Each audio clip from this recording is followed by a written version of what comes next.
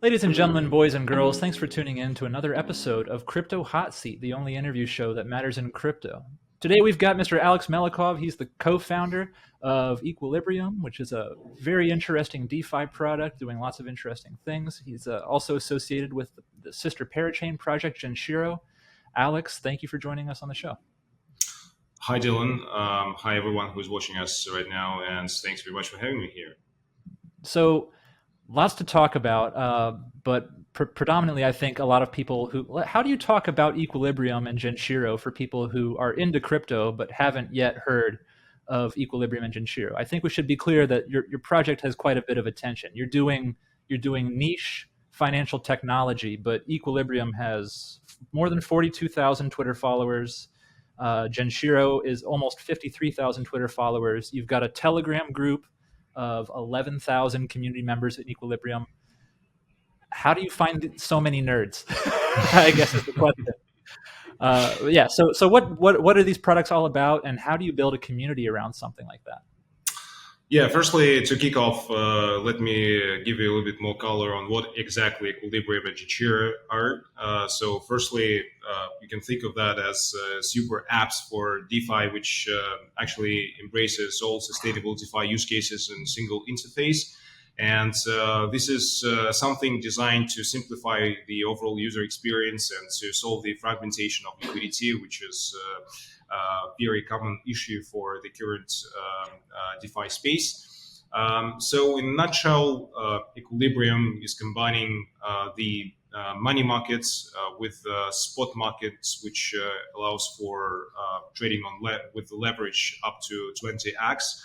And on top of that, we'll be building the futures markets, which will introduce quite a lot of synthetic assets to trade. And given that all this functionality will be available for the users just in one place, this definitely will make the user experience very convenient. Yeah, so, could you talk? Oh, go ahead. Yeah, I just wanted to highlight some differentiators between Equilibrium and Genshiro, just to make the audience know why we run like both projects. So I would say that first of all, from the purely technical perspective, both projects are running on different networks. While Equilibrium is the the parachain on Polkadot, we're currently technically competing for the parachain slot there, but eventually we obviously will make it. Genshiro is the parachain on Kusama, on the Kusama network, and we have got parachain slot just recently in 2021. So we currently are plugged into the bigger Kusama ecosystem with Genshiro. And from the user perspective, Genshiro is a more experimental network with quite a lot of experimental things going on the application. So we kind of rolling out our developments firstly on Genshiro to test it through with the existing community. And the plan is to make Genshiro more sort of retail project, which will be sort of a wild cousin of Equilibrium. And actually, it will be more focused on retail investors, right? Which used to working with existing DeFi protocols, which don't require any kind of identification, KYC procedures, and so on and so forth. While Equilibrium will be more institutional focused projects, which will allow bigger stakeholders to manage their liquidity in a more efficient way. So that's in a nutshell what we're building. Definitely want to talk more a little about institutionalization of crypto later, but here's my first big question for you, because you talked about parachains and on Polkadot. That's a huge topic. With the cost of launching a relay chain on Polkadot's parachain being so high, do you foresee a future where Genshiro is actually bigger in terms of network effects than Equilibrium?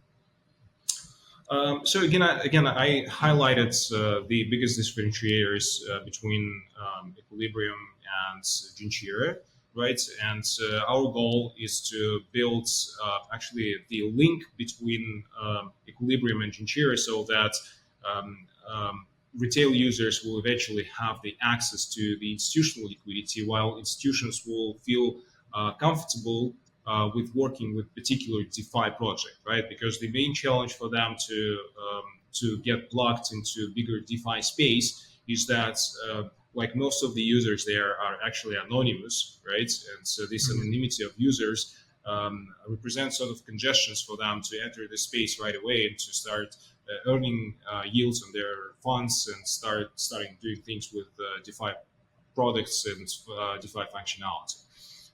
So we are aiming to kind of solve that, right? Because we have the very kind of safe sandbox for them, which will be Equilibrium with a quite substantial set of features specifically focused on the needs of institutional market participants, while Genshiro itself will be more of a platform for retail investors. And actually, there is no I don't see here any contradiction. So any of the ecosystem can overcome each other in terms of its volume, like TVL and so on and so forth.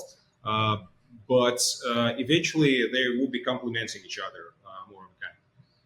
Got you. So Genshiro is kind of a bit more of the experimental testing ground for the safe, institutionally appealing features that end up going into production on Equilibrium. Is that, to boil it down, is that about right? So it's the first aspect, right? So we will be definitely testing different features, firstly on Genshiro before they go live on Equilibrium. But on another coin side, Genshiro will be, again, the access to Genshiro will not require any kind of identification or verification processes. On Equilibrium, it might be a little bit different because Equilibrium will be mostly focused on institutional market participants with bigger liquidity stakes and so on and so forth. Very good, very good. So many projects partnering with launchpads and exchanges have delayed the arrival of users' crowdload tokens. Can you shed a little bit of light on how Equilibrium is handling that internally? One of the examples that comes to mind here is Binance delaying Glimmer and Parallel Finance. How does Equilibrium preparing for that? So firstly, sure. So firstly, I wanted to say that all these exchanges were involved in crowd loan processes through rolling out their liquid DOT solutions, right? So users who they were able to stake their DOTs through exchanges, and so they actually were expecting to get not just rewards for particular crowd loans, but also to get sort of DOT wrappers, or in other words, liquid DOTs, which they can use alongside with crowd loan rewards for whatever staking or trade it for actual DOTs. And through that, they are actually keeping up with their DOT liquidity locked for 2 years for parachains. By the way, in Equilibrium, we also have similar products, which is called XDOT. So we are also offering this type of functionality, and actually everyone who wants to keep up with liquidity of their DOTs locked in crowd loan campaigns for 2 years, they actually can vote for their favorite parachains through XDOT and get XDOT liquidity on top of their contributions. So it's a kind of context of where the problem is coming from, but in terms of like distribution of rewards and all these kind of delays. So I would say that obviously when you're working with such a dynamic ecosystem as Polkadot, there are always some, there is a lot of moving parts, and you always can expect some sort of delays and so on and so forth. So you should be very philosophic about that and to accept these kind of things rather than, claiming about that. In terms of like how we exactly handling this kind of things, so we are actually striving to keep up with the terms of distributions that are applied by the projects, and so far we have been quite stick to these timelines. However, we're always in touch with our audience. If something goes wrong, we definitely are open to responses to discussions, and we're approaching each case individually. So we're basically working case by case here. So you mentioned XDOT, so I'd love to talk and ask you about liquid staking in general and XDOT in particular. Could you make it clear for everybody? XDOT is an equilibrium creation, or is this simply functionality that you're plugging into Equilibrium? No, it's actually our own development. So Perfect. this is the platform which is available on our website. So if you guys are considering participation in crowdloan campaigns on Polkadot, you can go to equilibrium.io, find the XDOT section there, and stake your dots through this section. So when the particular projects which you have voted for wins the slots, you can expect to get the XDOT wrapper on each dots that you have contributed on Genshiro. So the idea behind that is that, first of all, Genshiro is obviously up and running, and you can have the hands-on experience with XDOT right away, even before Equilibrium Spy Chain will be launched on Polkadot. And this is the great advantage for you. So Genshiro is currently offering quite a lot of quite handy use cases for your XDOT. So specifically, you will be able to use it as collateral, for example, and take out loans against your XDOT from Genshiro. Specifically in various popular stablecoins, for example, which will definitely help you to raise liquidity. So you can stake XDOT, pledge it into the system, and get, for example, USDT loan on our platform. So another option is to simply trade your XDOT for actual dots and use this dot liquidity in other crowdloan campaigns if you wish. And on top of that, there will be an option, for example, to stake XDOT as liquidity into our liquidity pools and start earning yields in our liquidity farming program, for example, which currently pays up to 50% APY on each assets pledged into liquidity pools. Yeah, perfect. I kind of think about liquid staking as like having your cake and eating it too. You get to use your funds to support a project that you like, but you also get to retain liquidity, the fund's liquidity through liquid staking. So you get to have your cake and eat it too. You get to support a project and use it at the same time. It's good stuff. Right. Alex, Exactly. what is your crypto origin story? Right? How do you come and I guess what Equilibrium was founded approximately October 2018. Around that, yeah. Where did you come from in the world to be into crypto and then later running crypto companies?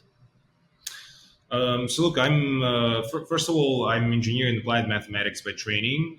So I was kind of around different technically focused projects all the time. So back in the days, I was heavily in fintech. I was building fintech solutions, mostly focused on payment things. I was building payments gateways back in the days. But at some point, I decided to switch my focus onto crypto. Firstly, because of the elimination of different regulatory boundaries in crypto, which I actually was usually running into while working in the fintech space before that. So in 2016, I made full transition to crypto and started working on that full time in my life.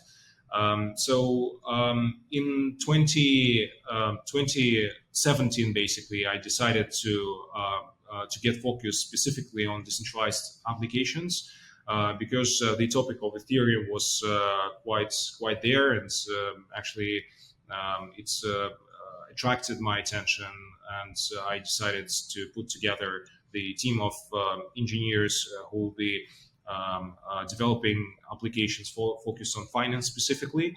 And we were building actually financial applications on chain even before the topic of DeFi started become so popular in the space. So even the word DeFi didn't exist that time. Mm-hmm. So and back in the days in 2017, we're building on Ethereum. Then we actually decided to make a transition to the EOS blockchain because it was quite an obvious decision. EOS was literally emerging these days and was looking very promising. So we decided to build there the first and of a kind decentralized stablecoin called USDT. It actually was quite successful at the scale of the EOS ecosystem, of course. However, the cross-chain interoperability was always in our minds, and we were dreaming about blockchains talking to each other with seamless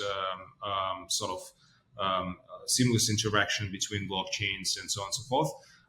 So that's why the Polkadot technology was quite obvious choice when we figured out that Substrate framework has sustained, and we actually have started development there.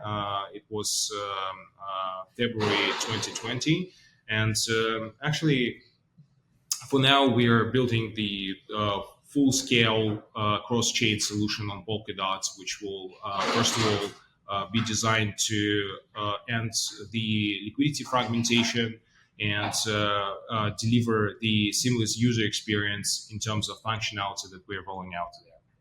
Yeah, very good. So 2 questions for you in one. Here we are in January 2022. We have the whole year ahead of us. Would you be so kind as to make a prediction about crypto in general for the year? And then I'd also love you to tease any interesting news that Equilibrium and Genshiro might have for the coming year. So predictions about Equilibrium in particular and crypto in general for 2022. What do you think? Good question. These predictions are always challenging me because eventually crypto is evolving that rapidly that any kind of prediction don't work out. Yeah. Fair response. However, in terms of Equilibrium specifically, we have pretty packed roadmap in terms of the project development, and definitely I can be very confident about our particular plans. However, something can be changed eventually. Alex, here we are. It's January 2022. We have the whole year ahead of us. You and your team have no doubt quite a few plans to build some interesting financial technology products. What can you tease about the upcoming year? What can we look forward to from Equilibrium and Genshiro this year? Good question. So we, as usual, have a very packed development roadmap ahead of us. Specifically, we're currently working on our spot market functionality, which will be rolled out into production. It's alpha version very soon. As I said, we also will be working on the futures market, which will go live expectedly in Q2 2022. So it's also pretty soon. And then we'll be developing quite a lot of new products based on our existing product line. We expect to roll out some interesting futures and some interesting synthetic assets, which will be based on our platform. And what's maybe the most interesting here that we're currently working with several fintech sandboxes in the world, and we expect to join the forces with them in the very nearest future. So, given that we will actually set a step in the more sort of institutional space, being more kind of regulated in specific jurisdictions. So I think that will be very impactful step on our path to the end of 2022. Yeah, very good. Alex, we're about out of time. I want to thank my guest, Alex Melikhov. He's the CEO and co-founder of Equilibrium with the associated parachain Genshiro. You can learn more about his work at equilibrium.io. Alex, what's the website for Genshiro? It's actually Genshiro.io. However, you will also find a link to Genshiro at Equilibrium's website as well. Very good. Well, be sure to check him out, and it's going to be exciting to see how these Polkadot parachains go. All the best to you, Alex, and your team. Thanks for joining us on the show. Amazing. Thanks, Dylan. Always a pleasure to see you.